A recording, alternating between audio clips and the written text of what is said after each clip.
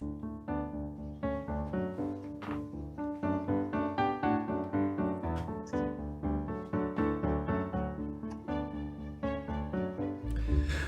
hello and welcome to the e-commerce podcast with me, your host, Matt Edmondson. This show is all about helping you deliver e-commerce wow. Yes, it is. Now, I'm super excited with today's guest, who is Adam Schaefer, who's from Phelps United LL. And we're going to be chatting about how to decide if Amazon is right for you and your business. Yes, we are. We're going to get into Amazon and all of those things to do with Amazon. But before we do that, Adam, one of the things I love to do is give a shout out to past guests and episodes on the show. And given that we're talking about Amazon today, I thought it would be great to mention John Tilley's podcast, asking if Amazon is right for your business, and also Chelsea Cohen on Inventory Management 101, how to leverage the power of Amazon. And I don't know how you pronounce inventory or inventory. Whatever it is, it's totally fine and it's all acceptable here.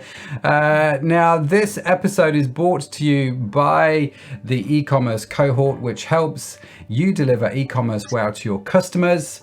The e-commerce cohort is a monthly membership. It's like a lightweight membership group with guided monthly sprints that cycle through all the key areas of e-commerce, the sole purpose of which is to give you some clear and actionable jobs to be done so you'll know what to work on and have the support to get it done. So whether you're starting out in e-commerce or whether, like me, you've been around a little while, I encourage you to check out ecommercecohort.com or email me at matt@ecommercepodcast.net with any questions, because we are super proud of it. And then finally, the last thing to say is make sure you stick around to the end, as I will let you know what the insider's question is going to be and how you can get free access if you don't already have it. Whew. That's the intro done. Let's talk about our guest. Adam is, it's an absolute legend to be here. It's great, actually, Adam, that you're here. But you are a technology pioneer. You have, it says here, you have found success helping Amazon sellers through your company's proprietary technology, services, and distribution platform. Ultimately, this has helped clients navigate the most complex waters of the largest e-commerce site in the world, i.e. Amazon. Adam is also a pioneer in direct marketing and digital e-commerce technology products and solutions to both consumer and commercial markets. And if that's not enough, if he actually gets any free time, you will find it spending it with his wife and beautiful daughters. So Adam, thank you for joining me. It's great to have you on the show. You look like you're in very sunny climates there, sir. Oh, yes, I am. Matt, first of all, thank you for having me on your show. I love your show and I love what you do for the community. So thank you for making this happen. We really Thank you, sir. Let's just share the love. Let's just share that love out. Share that love, right? And I am in sunny Miami, Florida. So the weather is super hot. I'm in the shade, thank God. But it's pretty warm down here. But I love being outside. I love being with nature. So when I'm home and I'm not traveling, I kind of set up the office out here. And if there's a hurricane, I do go inside. But I also have children, and it makes it a little more difficult. Yeah. So that's your only criteria. Is there a hurricane? No. Well, I'm outside then. It's just the way it's going to be. I'm outside. Well, there are some giant iguanas that make you think twice about being out here. But yeah, I can imagine. I can absolutely imagine. It's, I'd be the same way, to be fair. If I lived in a sunny climate, I'd be out a lot more than I am when I'm in the UK, that's for sure. Adam, Phelps United, the company that you're involved with, what does it do? Let's start there. What is Phelps United? Well,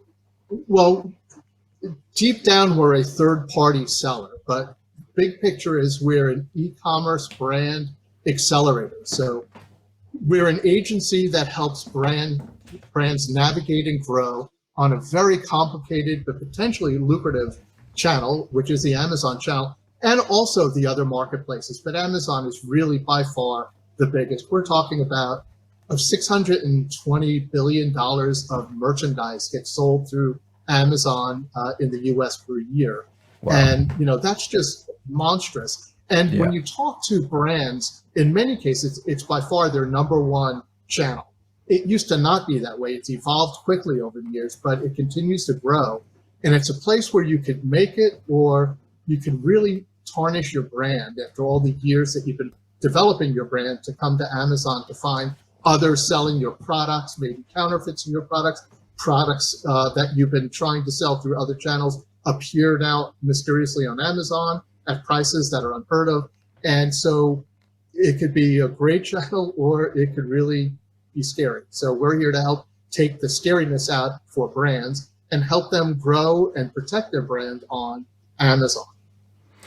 Which it sounds like a bit of a task on its own, right? Just doing that, right? And so, I mean, we were talking before we hit the record button. You said Amazon, it can be your best friend and it can be your worst nightmare. Do you know what I mean? Or your worst enemy. And so, I mean, let's deal with that first. Amazon, is it a friend or is it a foe? Is it both? And what have you learned from dealing with Amazon on that basis? Well, it takes a while to be able to understand how Amazon works. If you're your first time trying to sell on Amazon, so many things can happen that you'd say, how in the world could that happen? How could my products that I just shipped to Amazon and put in their warehouse for them to ship to the customers have vanished? They're gone. Or how could my listing have been taken off of Amazon? I have my products up at Amazon. I spent money to have it there, and I can't even sell it now. So many things could happen because you might not have set something up right, or you might not have packaged something right. Mm-hmm. And so you need to be really good at everything on Amazon if you want to succeed, because the rules do change from time to time, and it's not like these big announcements come out. You kind of have to walk your way and figure it out, and you have to be on the platform every day to figure it out. Yeah. And the other is, it's incredibly competitive. So there are so many sellers. Let's try and put that to side. So I said there's, say, $620 million of merchandise that gets sold through Amazon. Of that 610, about 35% of that is Amazon buying from a manufacturer or the brand and selling it on the Amazon marketplace. Okay. So they're like a retailer in that sense. They buy from a brand and they send them POs and they buy the stuff and sell it and make a markup. And they charge you some other fees along the way. But then the other 65%, which is really where people don't get it. They're like, 65% of the merchandise that gets sold on Amazon isn't from Amazon? No, it's not. It's from third parties. There's about 2.5 million third parties on Amazon selling either their own brands or they're selling other people's brands. We sell other people's brands in conjunction, in cooperation with the brand itself. So instead of them selling it to Amazon, we have two models. One is that we'll buy it and sell it for them, but we don't want to compete with Amazon. So we don't want to be buying and selling the same stuff Amazon is. You'll lose every time. Or we do it as a service where it's purely an agency. So in some cases, we'll build a 3 store for a brand and then start helping them sell on Amazon from the product setup and the creative, which you've got to be really good at, because you got to tell your brand story, your product story. You have to understand the intricacies of the category and the subcategory so you can differentiate your product from the other products that are in your subcategory. And what you're trying to do is get people to notice you, find you, buy you, and leave a great review. And leaving a great review is not the same as in your Shopify world, where you send out a bunch of emails, you might incent them with some incentives to leave a better review. On Amazon, you have to be very compliant. You cannot offer them anything. You cannot beg them to leave a great review. You have to say,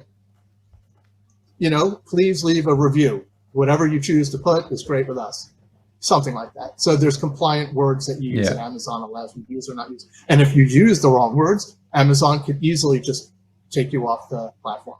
So we help these brands with their Amazon strategy first and foremost. Should they be selling it through their own 3P store, through our 3P store? Should we be having an agency model for them? Is that better? Or is it better for us to buy and sell it?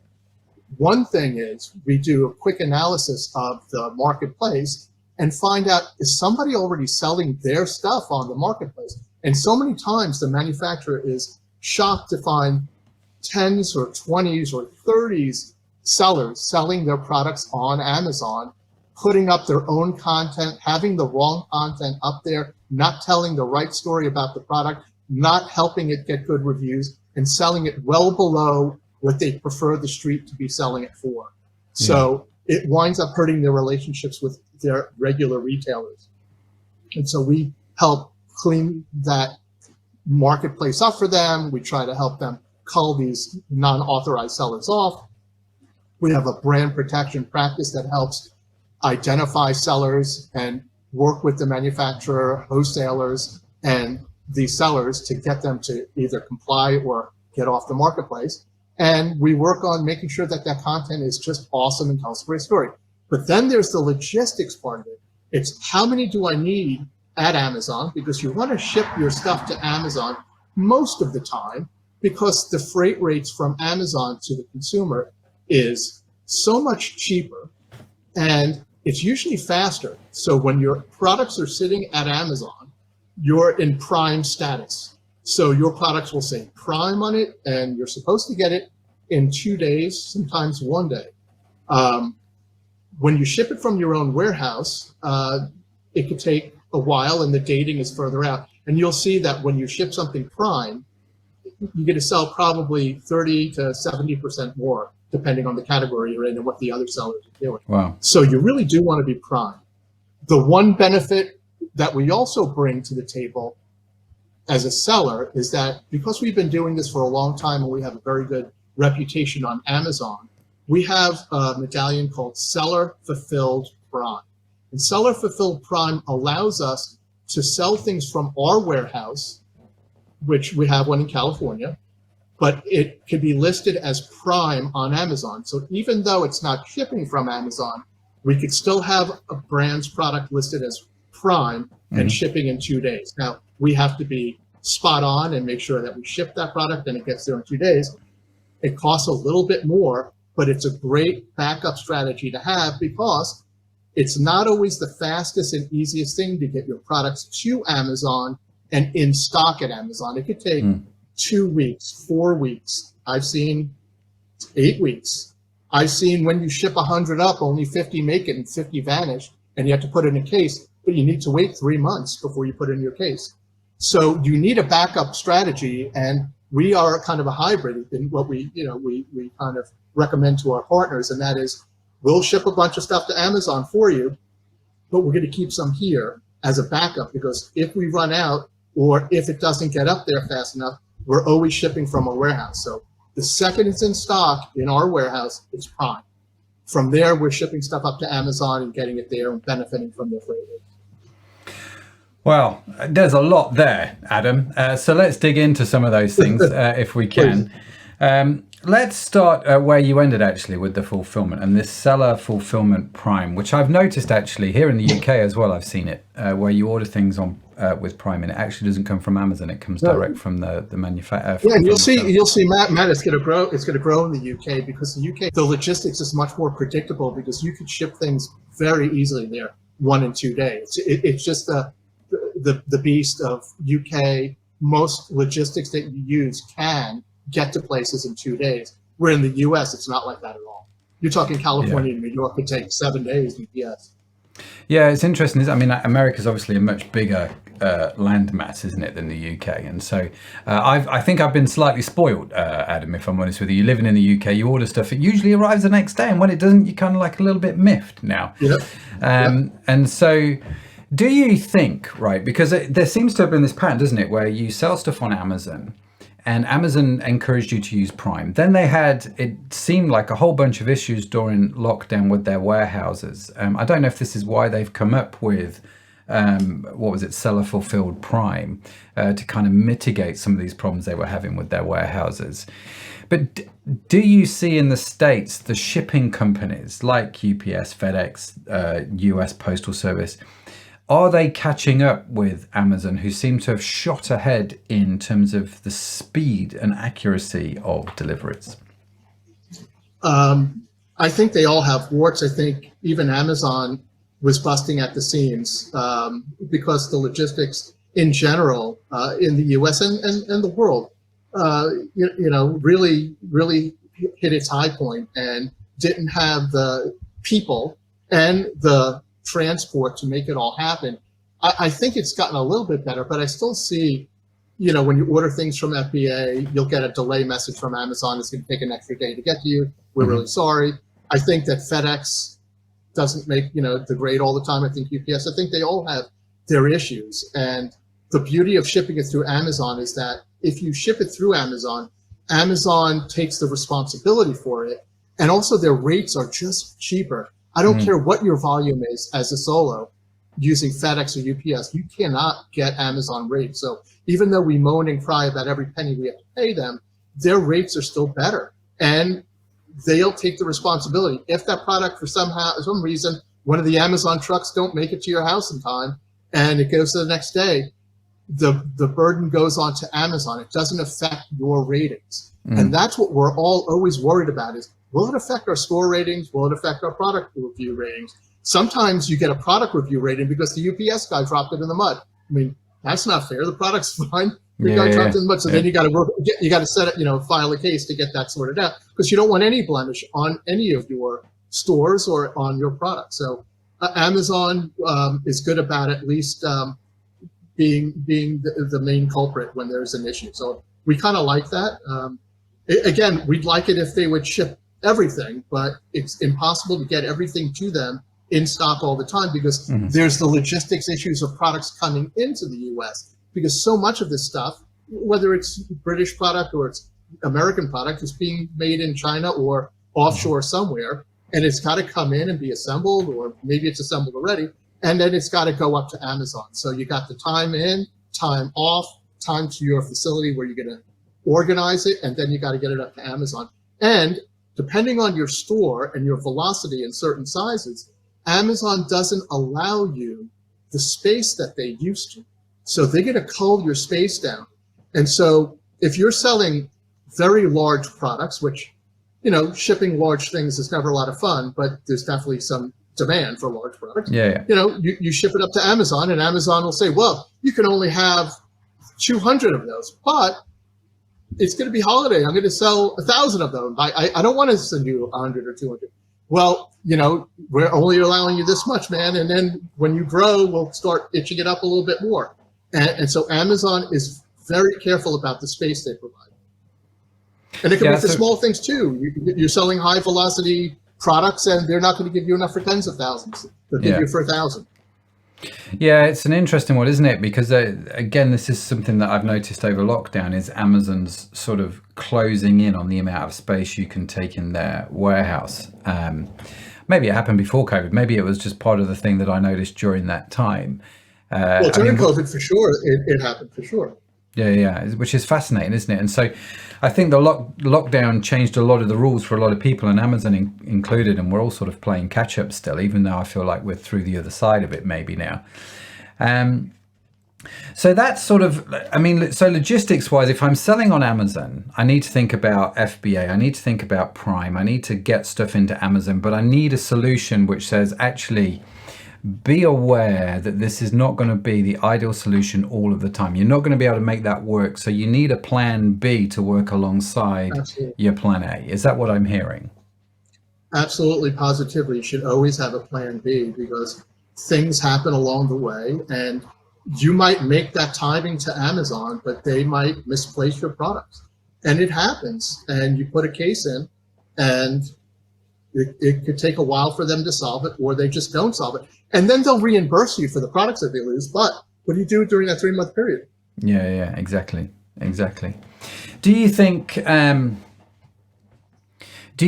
demand then from third-party sellers? So let's say I have a brand, I sell supplements, and I decide to sell them on Amazon. Are more and more people now trying to get on the Amazon platform? And is that why it kind of feels like Amazon are tightening up all these sort of rules all over the place?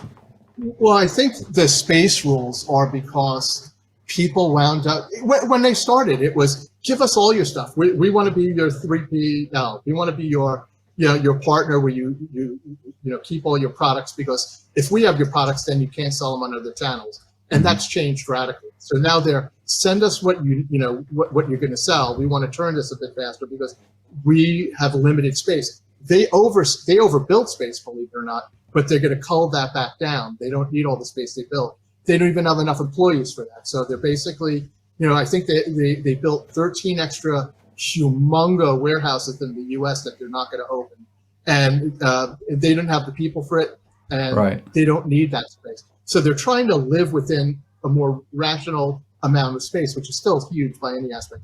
And they just are being very careful by how much you're allowed to put in there, because if you put stuff that doesn't sell and they can't get in other products that sell, then they lose. And so it's just something that has to be measured on a daily, weekly basis. And you need to always be shifting product up to Amazon, and don't run out of stock. You definitely don't want to be overstocked, right? Nobody wants to have too much inventory and not turning it enough.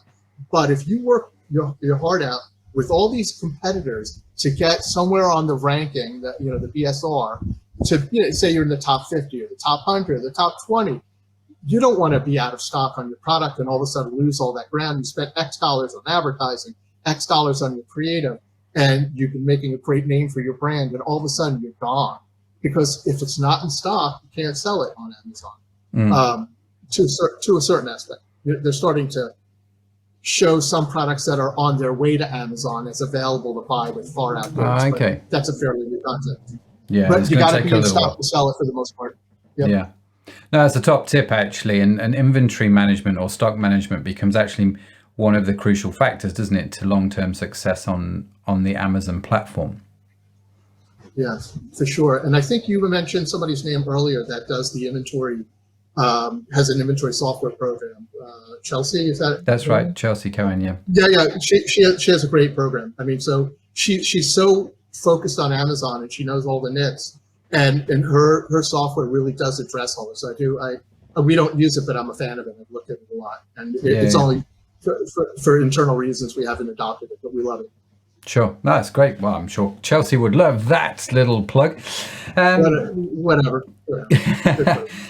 So back to your formula. I don't know if you realize you gave me a formula, but I wrote it down as a formula, Adam. And basically it was this: you've got to be found, then you've got to be noticed. People have then got to buy from you, and then they're going to leave a review, right? These are sort of the key things that you kind of have to think about. And it's a very clear journey in my head. And obviously we've talked about shipping and logistics and getting the product to them. How do you get found on Amazon? Because if there are 2.3 million third-party sellers all competing for the same rankings, Amazon feels more and more like its own search engine. It's more and more taking the principles. It seems to me to be like, I've got to think about paid media on Amazon. It can't just be a case of I put it up and they come anymore. Is that right? How do we get found? What are some of the strategies that we need to think about there? Well, you hit a bunch. I mean, it's not a freebie, that's for sure.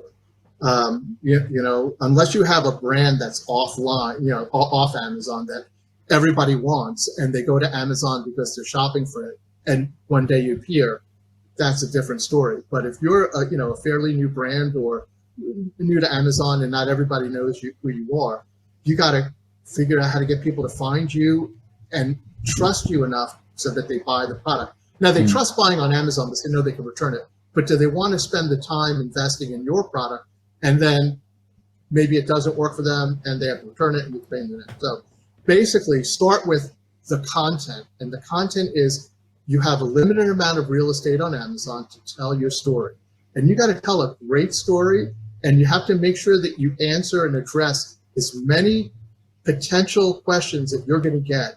So the first thing I would do is study everybody else in my category that's selling similar products and find out, hey, what are they talking about? What are the reviews that they're getting? And what are the complaints or the attaboys that they're getting for their products? And I would make sure that I'm incorporating that in my explanation, because if something doesn't work when you do X, Y, or Z, let's say I'm going to go to the UK and I need the thing that takes the power and steps it down from 220 to 110 so I don't blow up my hair dryer. Well, you can buy these things on Amazon and they're really important, but they don't work with every product. And what I found is that the really good guys that are selling this on Amazon, No, they put a big X, although that sounds counterintuitive to marketing, but they say, does not work with these things. Don't plug that hairdryer in this, or you will have no hairdryer. And that's cool. Like, it's not scary. It's preventing me from buying it, but if I bought it and I blew up my hairdryer, they're going to get a horrible review. So you got to be really truthful, and you got to tell the story that people want to hear. Does it work with this, or does it not work with this? What does this work with? What is this going to be good for? How does it work? How easy is it to set up? And the picture gallery, and then the video. You're not allowed just one video. You can put a couple of videos in there and tell a great story. So if you're not prepared to put a video about your product, say it's a networking product, and maybe it's not just how great it is and how much bandwidth you're going to get in your house, but how easy is it for me to set up? Show me something that shows it's 1, 2, 3, because if it's beyond 1, 2, 3 and I need to get an installer, then I want to know that too. And so you need to show these things in video, in words, in content, and there's plenty of space to provide this content. And you'll see that if you're shopping for something and there are several competitors, you definitely look at the pictures, you look at the call outs, you look at the words, you look at what it does and doesn't do. And that's important. So start with your content, and that's the first and most important thing. The other is making sure you understand the keywords that people are going to be looking for when they're looking for your kind of product. Now, you might instinctively know what a bunch of them are, but you need to go take a look at what your competitors are doing and what they're spending their money on and what keywords they're using in their description of their products, so that they get found in the Amazon search engine.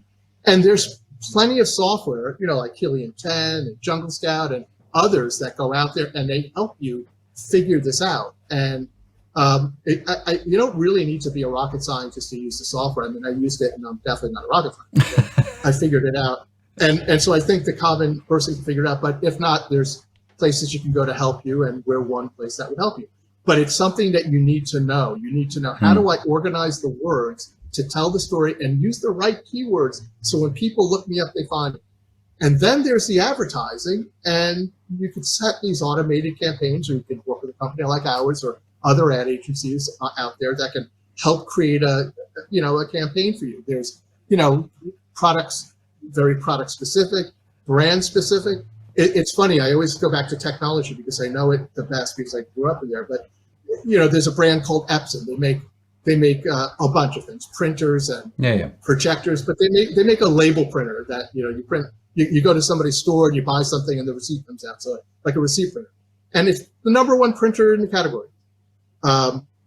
You print an Epson receipt printer, and 5 brands come out before you ever get to Epson's listing, because Epson's not spending any time thinking about Amazon that way. They're off somewhere else, and they don't have really a solid Amazon strategy. But all these brands you've never heard of, are there using their keywords, and they're using the words. And it's the same, you would do this on Google too, but people are doing it on Amazon and really getting to display their products well ahead.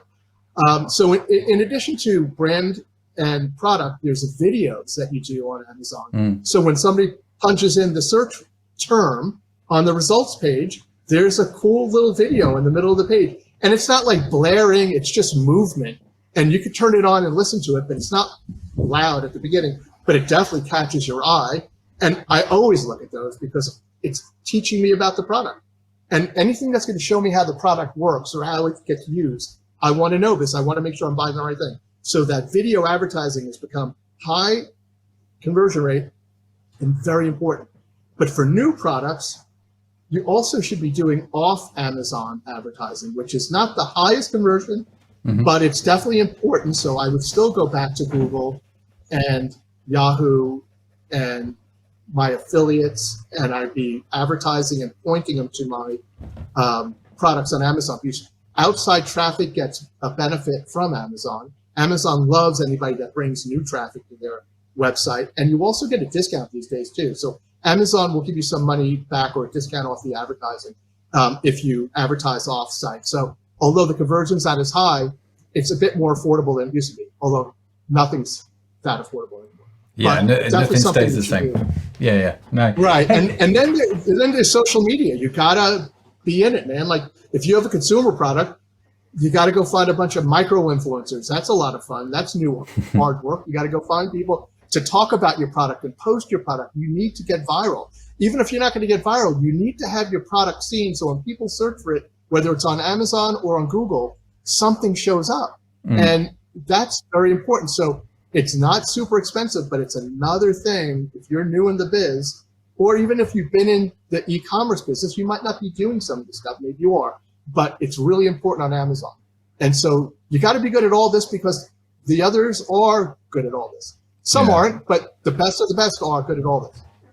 It sounds like, Adam, the way you're talking, I'm listening to talking, and you've got to have great content. You've got to think about the journey, the customer story, you know, the questions that they're asking. You've got to think about paid media. You've got to think about social media. You've got to, this is all stuff you've got to think about for e-commerce anyway, right? So the Amazon platform, I think, has been a bit kind of, it's kind of had the what's the word I'm looking for, the sort of the black hole reputation. It's like we don't get Amazon, we don't understand it, it's complex. But it sounds like the principles aren't too dissimilar from general e-commerce anyway. The same sort of things you have to think about here, you've got to think about for Amazon, right? Absolutely. I think it's a good discipline. If you're in the Google, doing Google PPC, and you're doing Facebook and paid social, to bring that discipline to Amazon, because it is the same principles, but it's in their machine, using their tools. And some of the tools aren't as sophisticated as you'd find out in the Google world. And so you have to interpret some of this stuff. Some tools that are out there to help you, but it's still evolving, but it's evolving quickly. And it's the fastest part of Amazon's growth is their advertising. And so where you used to be able to just go on and have great content, you got to go on and spend some money now.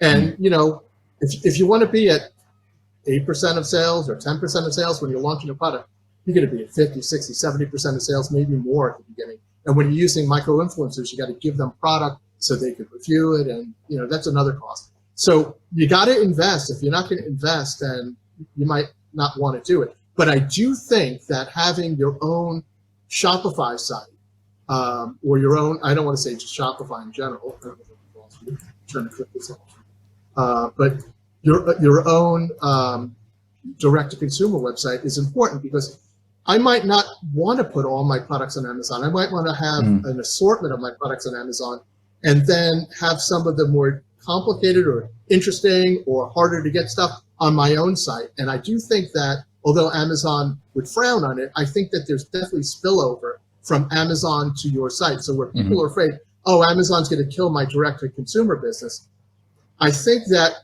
there's so much traffic on Amazon. People are going to, if they like the brand, they're going to want to learn more about the brand. They're going to want to learn more about the brand by going to the brand's website. And the brand's website should have so much more and better content, and the company story and what the company cares about and all the things that consumers think about on their site. So I think that this is a complement and can help your direct consumer. I think there's so many who say, oh man, it's going to kill my direct consumer. But I think not. I think that as long as you can control your pricing and make sure that there's not a bunch of other sellers lowering your price of the ground, and you have fair pricing on both, and when I say fair, consistent pricing with both, you're going to wind up getting huge leak over. That's interesting. It's an interesting idea where you talk about selling stuff on Amazon that's not on your website, or selling stuff on your website that's not on Amazon, to create this crossover. You used to not be able to do that. There was a rule that Amazon said is you had to be in parity with your consumer website. And that rule is gone. And since that rule's gone, I see many brands that have a full assortment, some of the harder to get stuff, odd lot stuff, specialty stuff on theirs, and they have the standard fare on Amazon. That's if you're in fast fashion, you might not want it to be on Amazon. You might want it to be, here's my 15 or 20 core SKUs, and then I have my 70 or 100 SKUs on my site. And if something becomes a core SKU, I put it on Amazon. If something is old and I want to move it through, maybe I put it on Amazon. But there's like a, what's the name of this company? It's called Specs. I wish we sold it, but Specs, they make these fidget toys. And you say, what's a fidget toy? Like kids, adults play with them in their hands. They're magnets, they're little balls. And we saw this and my kids wanted it. Like, I got to have this thing. And I go to Amazon, and they don't have the one that they want. The one that they want's on the Spec site only. they, Amazon has the assortment, but not the cool one that the kids want. That's really hard to get. And obviously a strategy that they didn't want it on Amazon. Maybe next year will be on Amazon, but not the first year. That's really And I'm not saying that works for everything, but that's an interesting concept for these people that want major distribution, but don't also want to over distribute new. It's something to test, isn't it? It's something to go, actually, it doesn't have to be this straightforward, everything has to be on Amazon. There's things that we can test here. What works for Amazon, what works for our website, and let's make that work. One of the things that you mentioned, which I was fascinated by, is this idea of using, say, Google ads or Facebook ads to send traffic to your Amazon page versus sending it to your Shopify site or whatever e-commerce platform you use. Why would I, at first glance, Adam, I'm just playing sort of the crazy advocate here in one sense. At first glance, if I'm going to send someone who's ready to buy, I'm surely going to want them to go to my website versus Amazon because my margin is greater over here. Or is there other stuff here that I need to think about? There's other stuff. So with Google, and I shouldn't say Google, but I think it's with most advertising off Amazon. Amazon will give you 8 or 10% back. So you're going to get a rebate. So you think about it, you're probably paying Amazon a commission of, at the lowest 8, at the highest, I think it's over 20, but let's say on average it's 15 to 17. So you're going to pay them a commission. And that's where you lose the margin that you would have gotten on your Shopify or your direct consumer site. So it's like, why would I want to give it to them when I could get it? And I own the customer, by the way, where they own the customer when it goes to them. But I think when you have a new product on Amazon, you need to get traffic to that product. And anything you could do to get that traffic to the product, at the beginning, it's a huge help because the relevance that Amazon will give it will be based on the traffic and the conversion. So you want to get traffic any way you can to that page on Amazon. You might cut that Google out later, put it back to your site, but at the beginning, I would push it on Amazon a bit. And you could still, you could still see what the conversions are from your Google Analytics. I think it's definitely worth launching or getting new SKUs going. That's interesting. And you could split test it as well, I guess. As the deeper you go down the line, it's like I'll spend $1,000 on Google ads and I can see on Amazon it generates me $2,000 in sales. And if I spend $1,000 over here, it generates me $2 and a bit grand in sales. And I can change and I can test that and see what's working for different products at different times of the season. What's interesting is think about the convenience level. So say, is my conversion rate on Amazon 20 times as good? Is it 20% better than on my own site? When they come to my site, maybe they haven't bought from me yet before. So maybe they're brand new. Now they got to set up an account. Maybe they don't want to. Of course, there's probably a quick guest checkout. Do you have all the different pay methods that they want? Or they have their Amazon system set up. They click the button. They have all their addresses in there already. Maybe they have the Affirm going where they can pay monthly, but they have their Amazon cards, their Amazon account.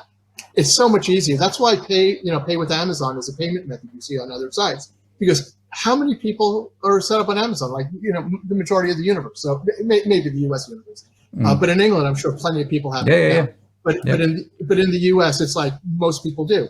So is it going to be that much easier? They trust Amazon. They know they can return it to Amazon. Either set up there, boom, I'm going to have a higher conversion rate. Or I got to go with these new guys. Now, there are plenty of new Shopify sites that I've been going to that I'm like, oh man, I wish I could just buy from Amazon. Press the button, and then sometimes they're like, okay, you could get it in 2 days, but you do have to pay a lot more. Sometimes you'll get it in 2 days, but they take 3 days to ship it. And so with Amazon, it's kind of a known quantity. So I'm not saying you shouldn't want to build your own site because you want those customers, you want to own the customers, you want the relationship with the customers. But if you want to crank up a new SKU, I would push it to Amazon and get it going. That's top advice. Top tip right there. What products do you think sell quickly on Amazon? Are there some trends, or is it a case of just saying every product? I mean, it's crazy because we look at all these sub categories because it's really getting into the minutia to find out what sells. Because to be a top 25 on the BSR, it's huge volume. But we sell. We sell replacement fingernail glue. Now, I don't know if you use it, and I don't use it, and my kids better not use it, but kids and adults, they have fake fingernails, and they glue the fingernail onto the finger.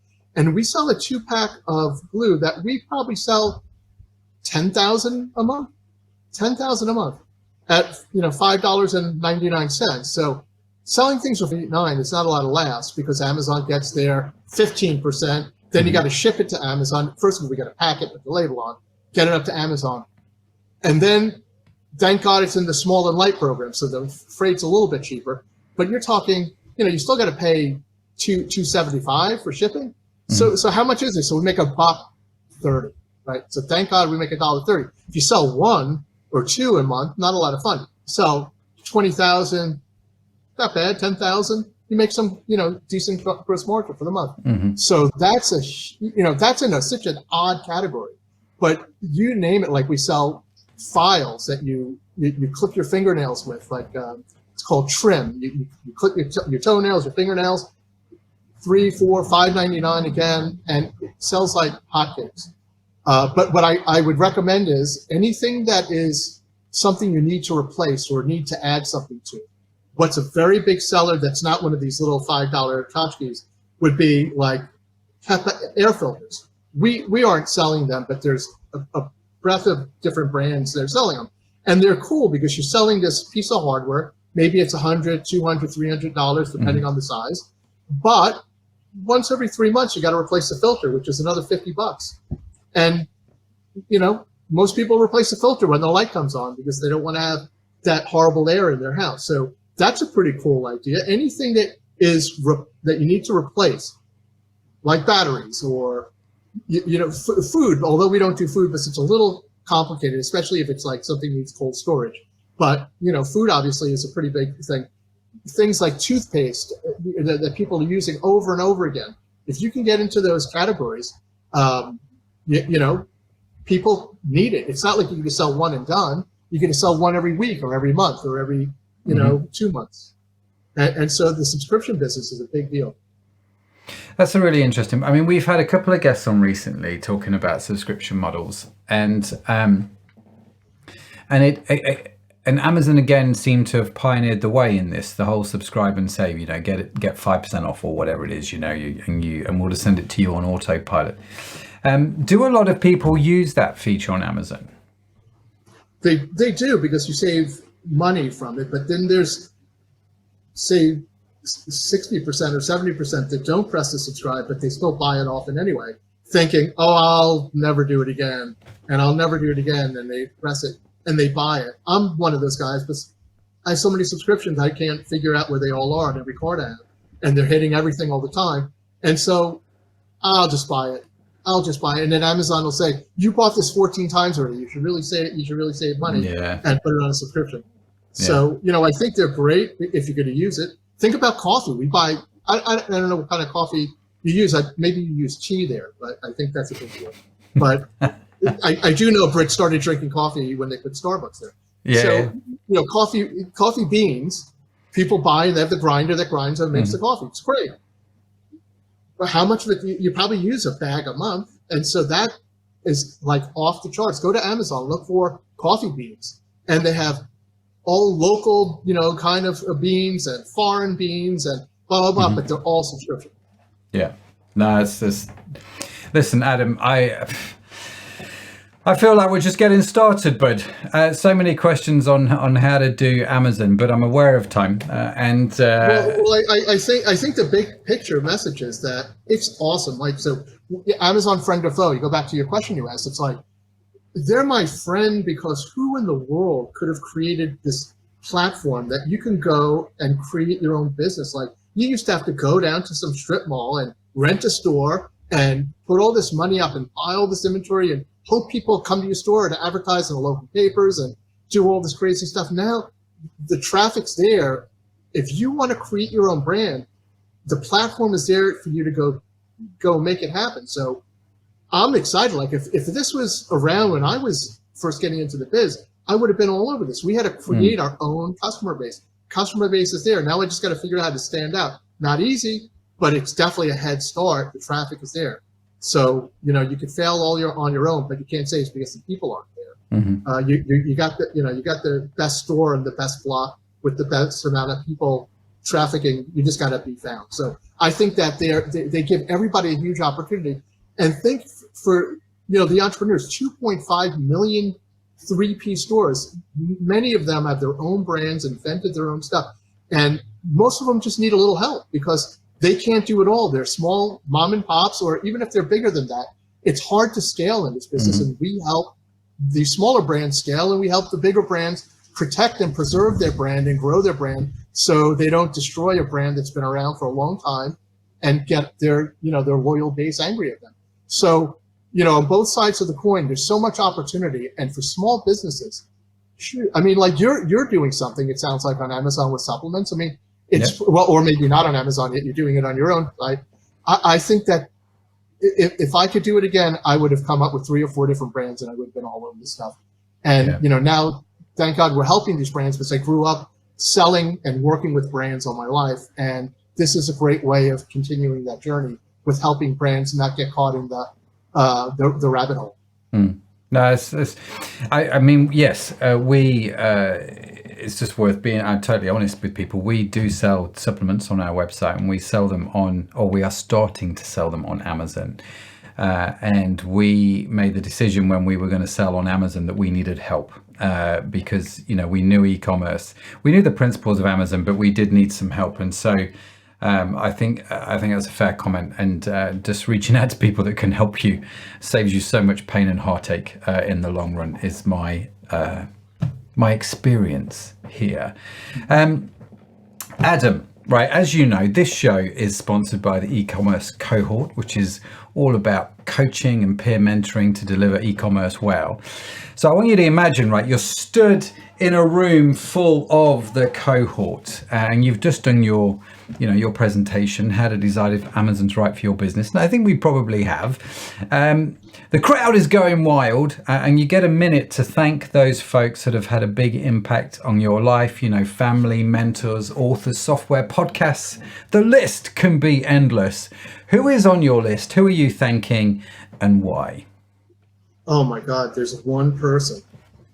His name is Peter Godfrey. He's a Brit, former Brit, American citizen these days. And, he was the real true pioneer of direct marketing. He was one of the original Columbia Records and Tapes folks. There was a series called Partworks in the UK where they would create these magazines that were sold in newsstands. And it was a series that went on for a while. He was the king of that in the UK, back in the 70s. And he and a partner created a magazine called Mac User Magazine, which begat our business in the US. But they also then created a magazine called Maxim Magazine, which was a big magazine in the UK, and then came over to the US. So, I'm sure you've heard of Maxim. Yeah. It's still around. So, a true entrepreneur that taught me everything about direct marketing was magazines, was newsstand and subscriptions, and understanding how that game worked was a big deal. But understanding how just catalogs worked and sending catalogs and understanding direct response marketing, it changed my world. Plus, he was probably, the most moral, upstanding, ethical guy I ever met. So in a world of just pure lunacy, this guy was A+, and he still is. So I still talk to him once a week. He is my guy, and I thank him every day for giving me all the tools I needed to succeed. Oh wow! He sounds like a great guy to have on the show. I mean, that's a big glowing review. This guy's done it all. He'd be great on your show. He'd be great. Oh, fantastic! So Peter Godfrey. I'll connect you to him. That sounds fantastic. Yeah. No, let's talk to him. Maybe get him on the show. That'd be amazing. His partner Felix Dennis was Dennis Publishing in the UK. I don't know if you follow that stuff, but they did all the Computer Shopper, Mac User, and then they had some car magazines, gaming magazines. But Maxim was the big hit, and they also there was a book called Stuff, magazine called Stuff, and in the US they had that magazine also, and ultimately sold it. But what a ride! That was by far the most. It was like Cosmo for guys. if you remember this. Cosmo for guys. It's such a phenomenal way to describe it. Yeah, I remember. I remember. Yeah, no, fantastic. Adam, listen, how do people reach you? How do they connect with you if they would like to? Well, you could reach me at adam.schaefer. Hopefully you can see this. If you don't, it's adam.schaffer at phelpsunited.com. Always on email. So adam.schaefer at phelpsunited.com. You can hit me at LinkedIn. You just look up Adam Schaefer and you'll be able to find me. I'm the only Adam with the spelling SHAFFER. And you can go to our website anytime, phelpsunited.com. It's PHELPS united.com. That's awesome. And we will, of course, link to Adam's information in the show notes as well. His LinkedIn and his email will be there. No problem at all. Adam, it's been great having you on the e-commerce podcast. Really appreciate you being here and sharing with your wisdom on Amazon. If you are thinking about selling on Amazon and you would like to know more, do connect with Adam. I'm sure he would love to help you. So huge thanks, Mr. Adam, for being here.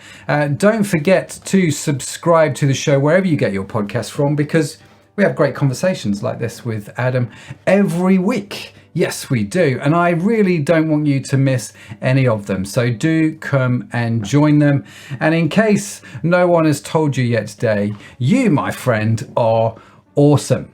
So thank you for being with us. Thank you very much. Oh, you just love it. The e-commerce podcast is produced by Orion Media. You can find our entire archive of episodes on your favorite podcast app. The team that makes this show possible is Sadaf Bainon, Josh Catchpole, Estella Robin, and Tim Johnson. Our theme song is written by me and my son, Josh. So say nice things about it. If you would like to read... Legend. On my playlist, man. Yeah, absolutely. Do it, man.